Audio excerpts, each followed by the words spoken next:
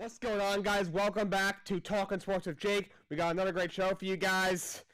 World Series. We are 2 games in. Game 1, Houston goes up 5-0, but then they blow it. Verlander gives up 5 runs in the 5th inning alone.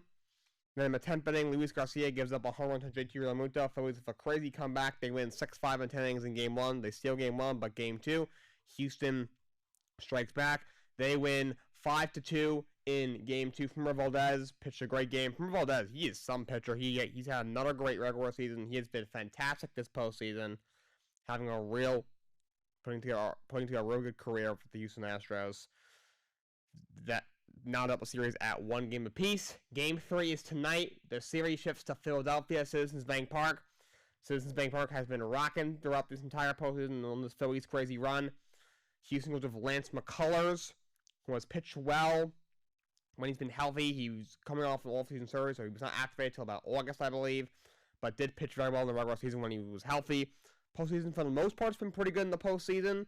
His last start, though, which was Game 4 against the Yankees, he did not pitch great, but thankfully Houston's offense was able to back him up, and they were able to overcome that, and they got the win. So, he goes Game 3. Phillies go with Noah Syndergaard, who, I was a Met fan. I have my opinions on him. I won't talk about that. That's another story for another day. But Robertson was okay. He was decent. Was okay in the one start he made earlier this postseason. I believe that was against who they played in. It was against Atlanta, I believe. So he goes Game 3 for Philadelphia. So that's your pitching matchup for today. Other MLB news, Yankees are expected to bring back Aaron Boone as manager, which I just don't understand it. You've given them a World Series team for 5 straight years, and you didn't even got to the World Series. Okay, 2017, the Astros did cheat. Okay, I'll give you that. In 2018, in 2017, okay. Then in 2018, you lose to the Red Sox in the division series. I guess he gets a slight pass because Boston was cheating a little bit, and that was an amazing team. They had 108 wins, best in baseball that year. But then 2019, you lose to Houston in 6 games in the pennant.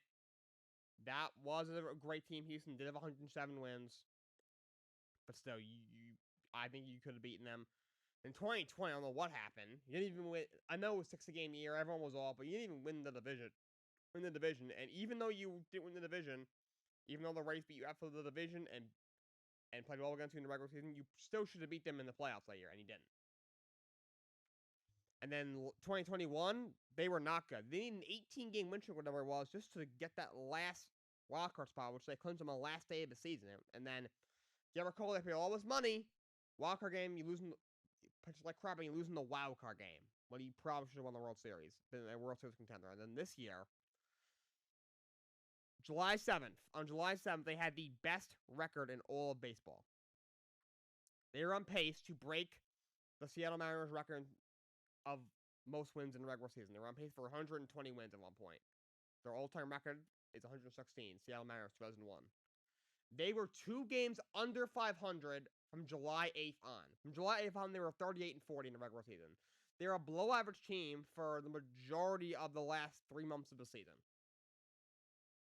Their 17.5-game division lead at one point shrunk down to 4.5 games. They end up winning it by 7 games. And then you get swept by Houston. You already lost to them twice. This is 3 times. Yes, Houston is an excellent team. They had 103 wins. Best in the American League. Second best in baseball. But you could have beaten this team.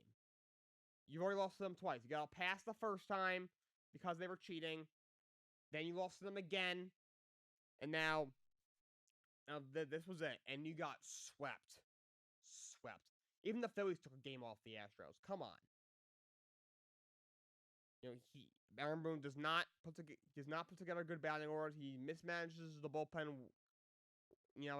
as worse as he possibly could. Some people say, "Oh, it's not really him; it's the guys upstairs." That's the problem. You gotta know how to balance the analytics and going with your gut. I think that's why Buck Shoulders had a lot of success with the Mets this year in the regular season because he was able to balance.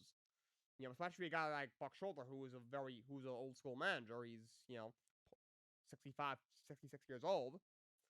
Who's always, I'm sure he's, and at time isn't his favorite just because he's for most of his career, analytics wasn't even a thing. He was able to balance that perfectly. Dusty Baker, same thing in Houston. A lot of these guys, they don't know how to balance the analytics and their gut feeling. They don't know. They either just throw their gut out the window, and they just go completely with the analytics, or some of them just ignore the analytics and just try to trust themselves, which I respect that you trust your gut, but the analytics does have its properties, and you should use them to the best of your ability. It has its place. It has its there's obviously it has its negatives to it. It has its drawbacks, but it does have its positives for sure. I think that's why Tony La Russa did not succeed in this time around, because he would either just throw everything that he did as a manager for 30 years that got him into the Hall of Fame out the window and would just go completely on the analytics, or would pretend the analytics didn't exist. He thinks, oh, because I'm almost 80 years old, I've been managing for 40 years. Because for at one point they weren't a thing. I just ignored them, and he went completely with his gut, and it didn't work.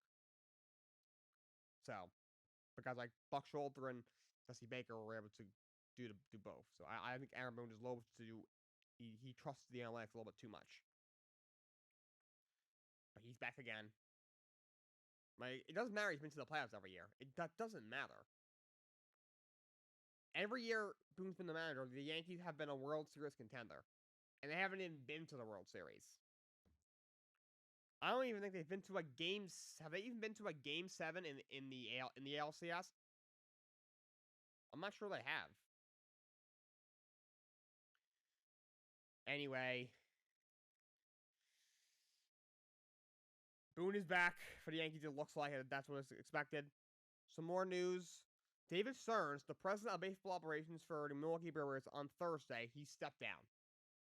This is pretty big. He's done a really good job there. He's put a really good product on the field. By the way, their GM, Matt Arnold, he has now been promoted to president of baseball operations. So Matt Arnold, who was already the GM, now is running the whole show there. It's big, especially for the Mets, because last offseason they were trying to find a president of baseball operations after, in the first year, Steve Cohen buys the team, then he cleans house in the front office, gets rid of Brody Von Wagner, gets rid of Omar Bernay, gets rid of all of them. And then he, decides to bring back Sandy Olson, who was a longtime Mets GM, and makes him the president. But he was not going to handle the baseball operations, and eventually, they were having trouble finding, a president. So then they ended up, well, first they hired Jared Porter, and then he had his ultimate issues, and then they ended up, promoting Zach Scott. That didn't work, so then they got rid of Scott, mainly because of his ultimate issues, and then they tried to look for president of baseball operations. They interviewed so many guys, and a lot of them either turned down the job or they were blocked from being interviewed. So many guys, from Mark Shapiro, the president in Toronto, Matt Arnold. Actually, they at one point thought they were going to bring him in, and he ended up turning it down. At one point, they're even looking at Billy Beane in Oakland. That was never going to happen, but still, those another guy they were looking at. They looked at so many guys. And then, of course, ended up hiring the former general manager of the Angels, Billy Upper, to be their GM, and he's still the GM, and did not hire a president of baseball operations. The thing is, Stearns did not decline to interview or decline the job offer. He was blocked. The Brewers blocked him. Was the rule is if a guy wants to go to a higher position, they can't be blocked. So if you're a GM and you want to interview to be someone's president of baseball ops, the team can't block you. But since Stearns was the president of baseball operations with the Brewers, and the Mets were interviewing him for the same position, Milwaukee had the right to block him, and they did. When they asked Stearns about it last offseason, his response was this: "My family is happy in Milwaukee." So he pretty much, it's hard to read between the lines there, but it kind of to me sounded like he said, I'm not looking to leave, but if an opportunity came along that he thought was better than the one he currently has, he would certainly at least take a look at it. Take with that what you will. And the whole thing, and a lot of people thought I think they meant to figure, all right, the president of baseball operations search failed. Let's get somebody in there. Billy Epler, who he is criticized because he did not do a good job with the Angels, but he does have experience. He did a good thing, couple of good things here or there with the Angels. He was an assistant GM with the Yankees, so he knows how they know he can handle the New York media, which is very important.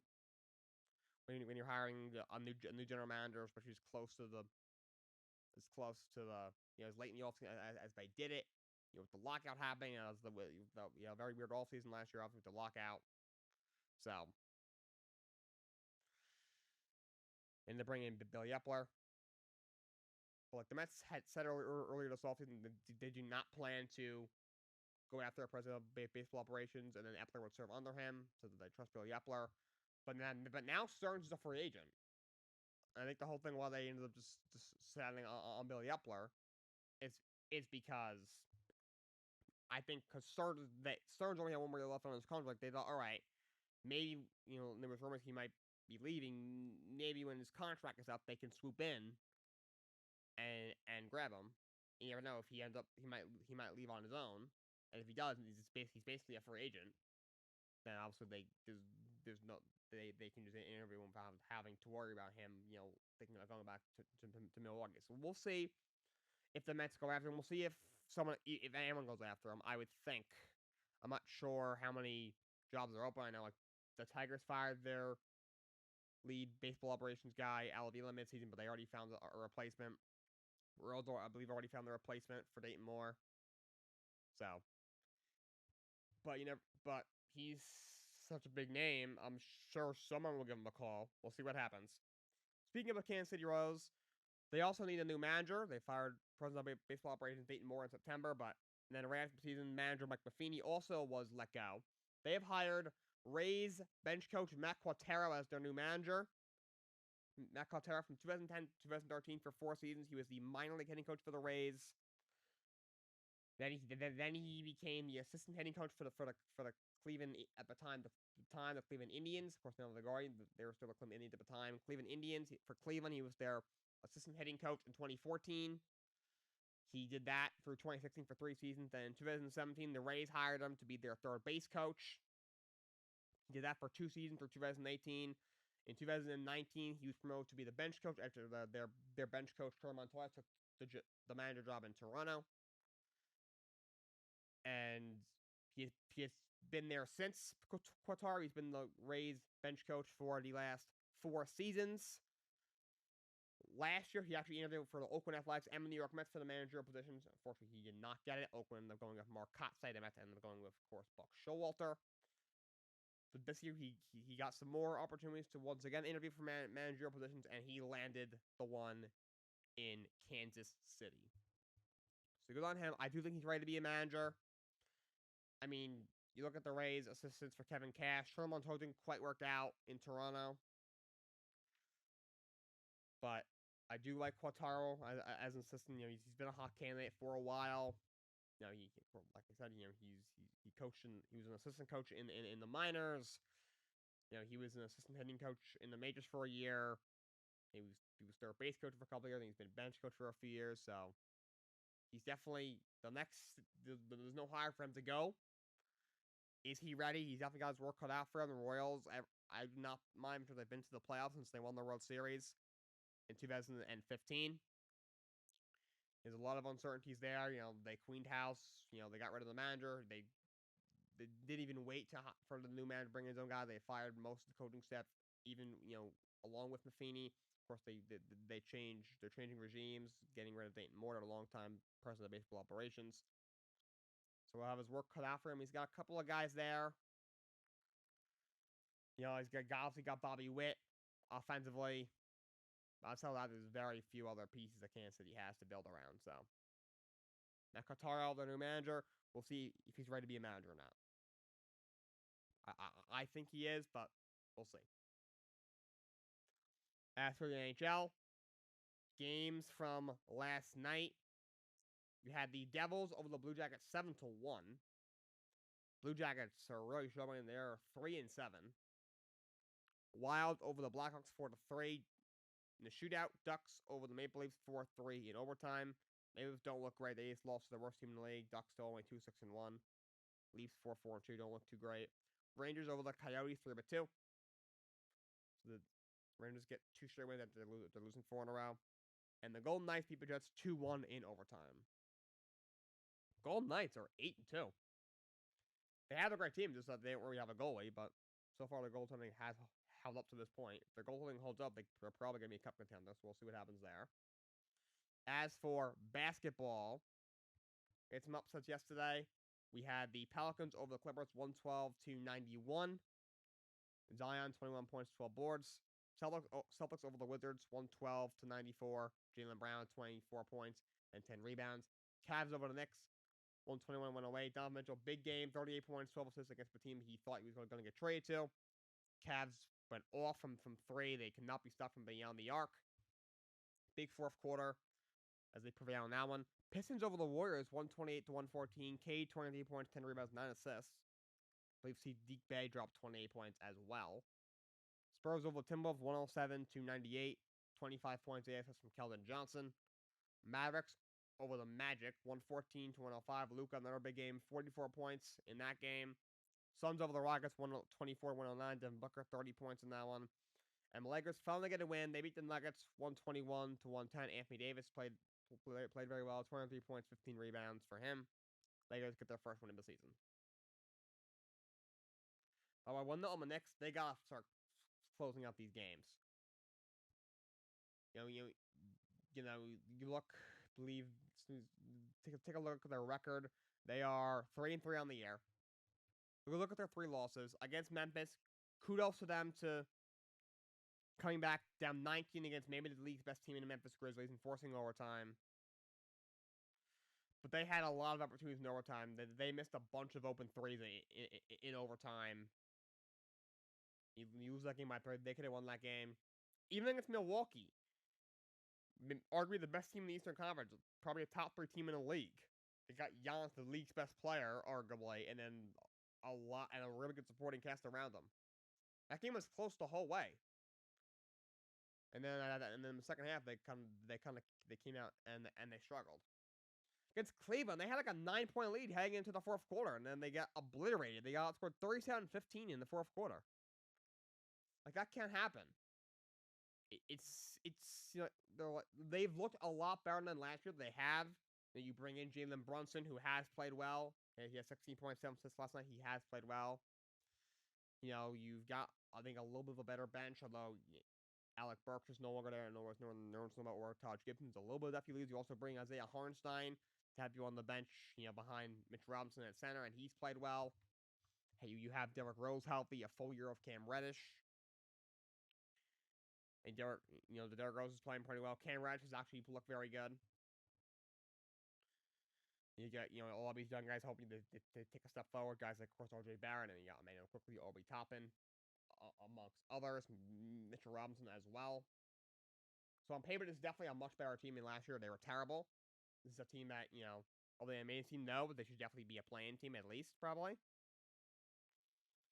But last year also, they couldn't close out. They blew so many huge leads. You blew what was it, a 27-point against Brooklyn. You blew like a 26 or 29-point lead against Oklahoma City Thunder, one of the league's worst teams without their 2 best players. With them, they were a bottom 5 team in the league, and you blew that game.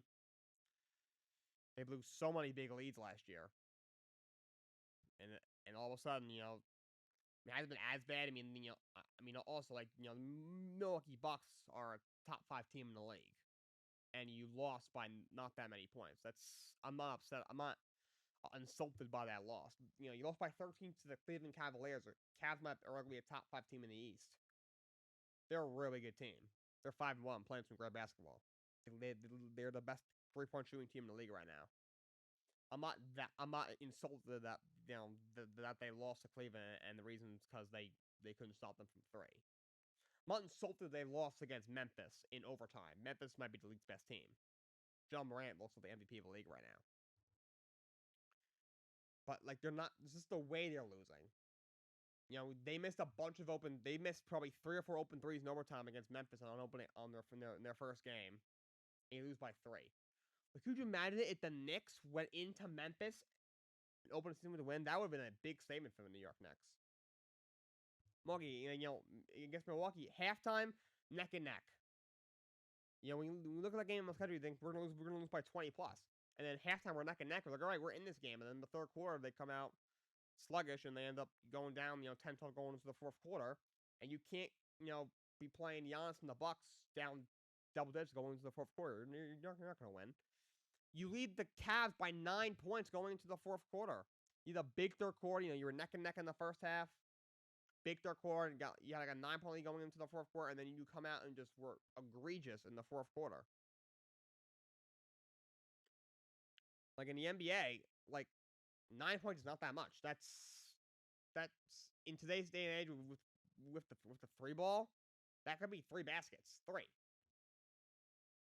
Donovan Mitchell can go down and hit 3 threes in a row to start the quarter, and the game's tied.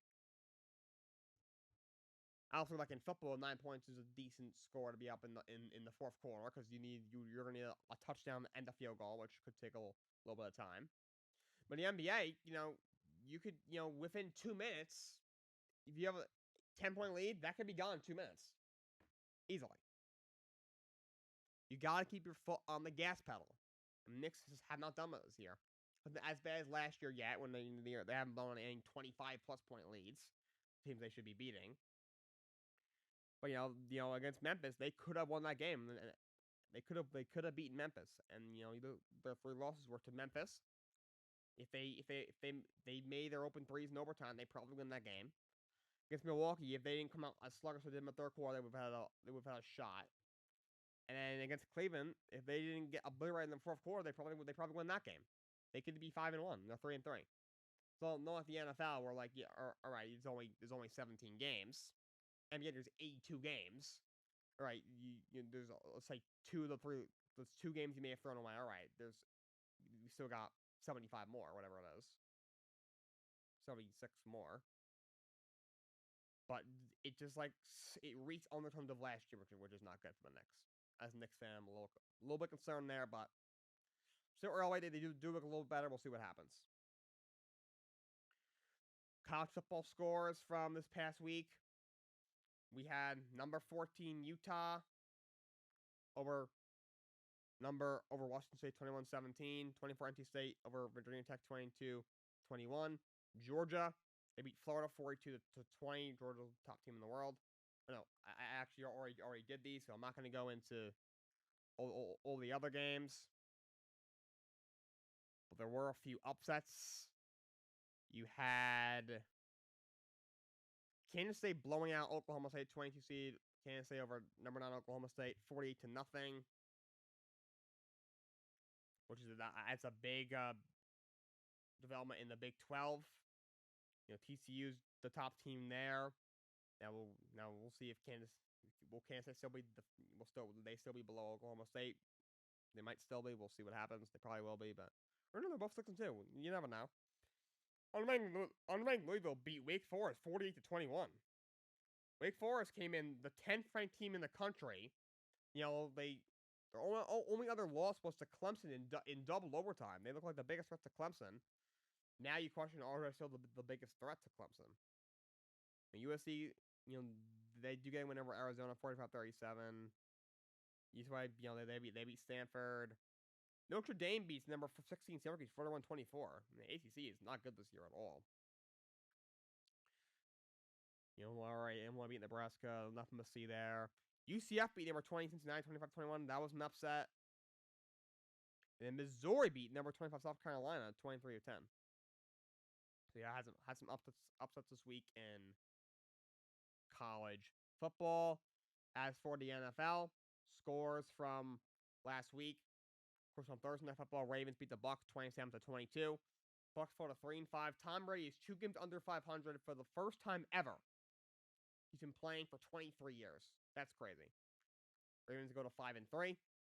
Remain first place in the AFC North. Broncos over the Jaguars in London 21-17. So Nathaniel Hackett saved his job for now. There's rumor he might get fired if he lost that game. Broncos over the Jaguars 21-17. Broncos jump to 3-5. Jaguars 2-6. Okay, Trevor Lawrence, you gotta improve. I gave you a pass. You were horrible last year, but I gave you a pass because of the Urban Meyer thing. That was a disaster situation. No rookie would have done well under the circumstances, but now I don't think Doug Peterson's a world beater. I'm not a huge fan of him, but he's at least, I would like to say, an average head coach. And this team is better. You got some better weapons. Although you still don't have a number 1 receiver. The defense definitely still needs some work. I don't think Doug Peterson is the best in the coach in the world, like I said, but but you gotta take a step forward, and he really isn't. You won 2-1. You said I don't think it can be we can't be denied that we're a really good team. You've lost 5 in a row since, and they were 2-6. Jaguars gonna be Jaguar, and Trevor Lawrence. I've never seen a quarterback be more talented than you coming out of college, but you gotta step up, dude. You gotta step up. Falcons over the Panthers, 37-34 in overtime. Crazy game. I'll hit the topic of discussion. PJ Walker throws a Hail Mary. DJ Morris, time expires. Moore catches it, ties the game because he took his helmet off as he was running off the field. That's a 15-yard penalty, which pushes back the extra point. And then they miss the extra point, so it goes to overtime. They end up losing in overtime. The thing. There's two sides to it. That's a stupid penalty. That should not be a penalty. You take off your helmet when we show on the field, like after a score.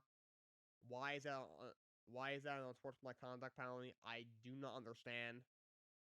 At the same time, yes, the NFL has started, cracking down only since last year on the, on the taunting penalties. But like that's been a rule for years, possibly even 10 years now. That has been a rule. DJ Moore's his third year. It's been a rule well before DJ Moore was in the NFL. I mean, he's kind of got another rules. That being said, that cannot be a penalty. How is it a penalty? It's one thing you take off your hat and then you mock the defender who you just call up a touchdown over. That's all right. There you have an argument. But if you just take it off because you're excited and you're just cheering with your team, like that should not be a penalty. And then there was and one of the ex referees said he should not have been flagged. I didn't look at that report as in too much detail, but his statement was like he shouldn't have even been flagged. NFL has to look at that.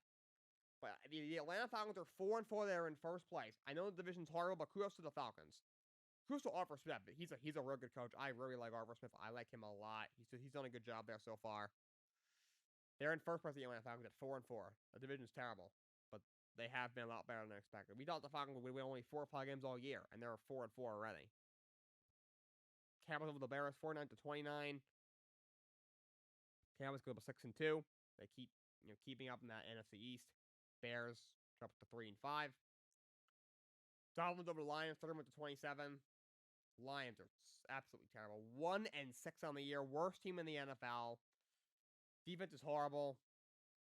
You see that one play where their defensive back was lined up like 3 yards offside. Like, oh my god, this team is egregious, horrible.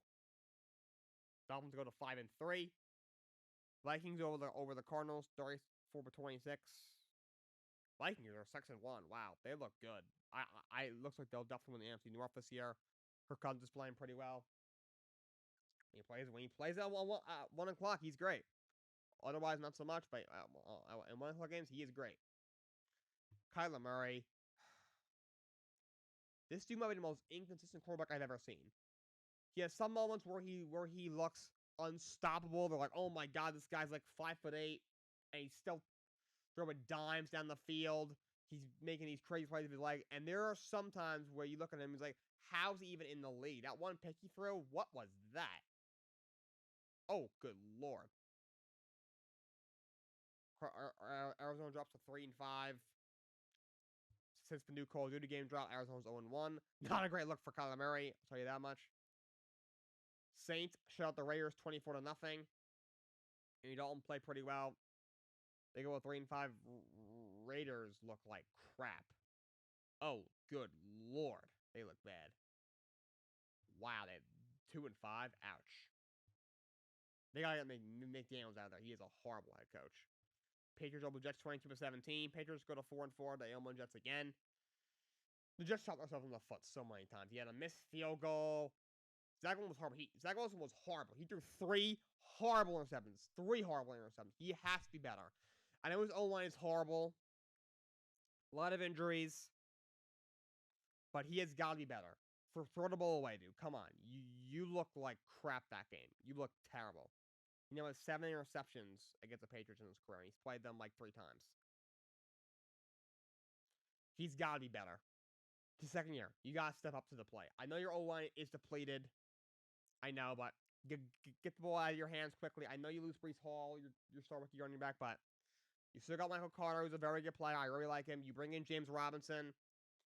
Hopefully, by next week, we'll be a little more acclimated to the offense. He's a really good young running back. He's got, had 2 straight 1,000-yard seasons to open his career.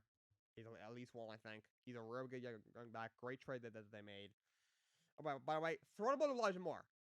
Get the ball to Elijah Moore. I bashed him. I bashed him last week for pressing a trade. That was stupid, pathetic, and very immature. But they asked him about his chemistry with Zach. He says, "I don't know. I don't get the ball." He's clearly frustrated, and although I do not agree with him, leaving, him wanting out, that's just stupid and pathetic. But I do understand his frustration not getting the ball. He's proven that he can be a game changer. One of the fastest guys in the league. The dude's got to be a great player in this league, one of the premier wideouts in the NFL. Get him the ball. When he gets the ball, he can do a lot of great things. Get him the ball. Last 4 games, he's had 4. He hasn't had more than 4 targets in a game in a month. Hasn't had more than 1 target in a game in 3 weeks. It does not make any sense. Get him the ball. And they're off the corner of Mike LaFleur, who I've been very critical of in the past, and I still am. He said, prior to the game, he's going to try to play him a little bit more in the slot, which I thought was a good adjustment. And it still clearly didn't work because he only was targeted once. Get Elijah Moore the ball. Please, get him the ball. Eagles over the Steelers 35-13. Eagles go up 7-0. They look fantastic so far this year. Jalen Hurts made a lot of stress throwing the ball. A.J. Brown, big game. 3 touchdowns. Why do you get a random drug test? Come on. That's stupid. Come on, Roger. That's stupid. Eagles are 2-6. They look horrible. Kenny Pickett has 2 touchdowns against 8 picks in 4 games this year. He looks horrible. Najee Harris is a shell of his former self. I don't know what happened to him. He's struggling. O-line's not good. Their defense is banged up. TJ Watt's, he's going to be back next week or 2, but he's still out. They look horrible. But they're off the corner of Matt Canada. He's terrible too. They got Mike Tomlin's got to get rid of him. Titans over the Texans 17-10. Okay, the Titans did win, but Malik Willis did not look good. He threw the ball. He only had 10 passing. He was 6 of 10 for 55 yards in the pick. Derrick Henry was unstoppable. 32 carries for 219 yards and 2 scores. Whenever he plays Houston Texans, he's even when he doesn't play him, of course, he's a top 3 back of the league, obviously. But he's like Barry Sanders to the 3rd degree when he plays the Houston Texans. It's crazy. But Malik Willis, come on. You did not look good. And you play the Houston Texans. Come on, dude. That's a concern. For a guy who's probably going to be your starter next year, that's a little concerning. Commanders over the Colts 17-16. They got a late touchdown. That game to win. Sam Ellinger did not look great. 17-23, 201 yards, and then no touchdowns, and the lost fumble. I think Nick Foles should be the starter. Foles is a former Super Bowl MVP. Knows the offense. Frank Reich was his offensive coordinator in Philly. And he played a 6th-round rookie from a year or 2 ago out of Texas over him. Come on. 2nd-year, 3rd-year guy out of Texas, 6th-round pick. Come on. Commanders won 3 in a row. Taylor Heineke played another very good game. Washington trying to keep pace in the NFC East, now 4-4. 49ers over the Rams, 31-14. McCaffrey, huge game. He is the first player in NFL history to have a passing, rushing, and receiving touchdown in the same game. That's crazy. Oh, looks like he's worth every pick to give up for him. He's a beast when he's healthy. The Rams look terrible. Matthew Stafford looks almost washed. Obviously, you're trying to trade him, so their bench Cam Akers, which is hurting their run game. Stafford will not throw the ball to Allen Robinson. I don't know why. He's not even throwing the ball enough to Tyler Higbee, who's a really good tight end. The offensive line is really banged up. The defense isn't the same. Something's up there in the Rams. They're now 3-4. Niners got a 4-4 on the year. Seahawks over the Giants, 27-13. Another solid game from Geno Smith. Kenneth Walker had a nice game. And just the Seahawks, 5-3 in first place in that division. That's crazy. Kudos to Pete Carroll. You know what? My apologies to Pete Carroll. I owe him an A. I bashed him last year. I said it was all Russ. I said Russ carried him. I said he should have been fired last year. Pete Carroll, my apology. It appears it was Russ lead you, not the other way around. You are a great coach. maybe top 5 in the league, and you should be a coach of the year candidate. Brian Daboll, it's probably it right now still. Robert Saleh, the Jets, I think, is a candidate. Even Kevin McCollum, Minnesota, should be a candidate. But Pete Carroll should absolutely be a head coach of the year candidate. Absolutely. There's some of them there are 6-2, but Daniel Jones did not play well. I don't think he's I'm not even sure if he's a starting caliber quarterback. Maybe he's a starting caliber. Maybe he can be a serviceable bridge quarterback, but he's not the guy they want him to be. They should get somebody else next year, the Giants. On Sunday night, Bills over the Packers, 27-17. Packers offense again looked discombobulated. Josh Allen had a big game. Stephon Diggs big game. You saw him and Jerry join throughout the game, before the game, after the game. Bills win. They now are 6-1. Packers 3-5. They've lost 4 in a row. By the way, the NFL trade deadline is tomorrow. Some guys could get moved. And Ron Rivera should shut down the talks. But Taylor Gibbs, I think it makes sense to move him. He's been replaced as the starter. He can be a starter on a lot of different teams. That would make sense. I mean, I'm surprised that Brian Robinson, even back in camp, they were talking about him taking over the starting role, and he comes back. A week after he comes back. His second game back after being been missing 6 weeks because he was shot. He takes over the starting role. Not a good look for Antonio Gibson. Denver's got a bunch of guys looking to move. Jerry Jeudy heard could get moved. Melvin Gordon doesn't look happy there. Free agent at the end of the year, still solid starting back in a lot of teams. And Bradley Chubb, when healthy, is a really good edge rusher, having a really good year. Heard the Jets and Dolphins are willing to trade a first-round pick for him. We'll see what happens on that front. And will the Bears trade Roquan Smith? They already figured out Quinn. Do they continue to sell off their linebacker? Roquan Smith, free agent to be. At one point, he wanted to be traded this offseason, then he took it back. League's best linebackers will get a big contract this offseason. Probably isn't re-signing with the Bears. We'll see what happens there. Browns said they're willing to trade Kareem Hunt, their running back, who wants out of there. He probably just wants to be a full-time starter there somewhere else. Elijah Moore will obviously is frustrated. I hope the Jets don't trade him. I don't think they will, but we'll see what happens. Brandon Cooks with the Texans.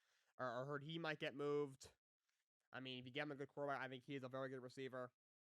I doubt DJ Moore's getting moved, especially after that game. Now they're still in that division. Still only 2 games out of first. Cam Akers, I mean, I haven't heard much, but he doesn't want to be there. They're trying to shop him. Yeah, he hasn't played in like a few weeks. I think he could get moved.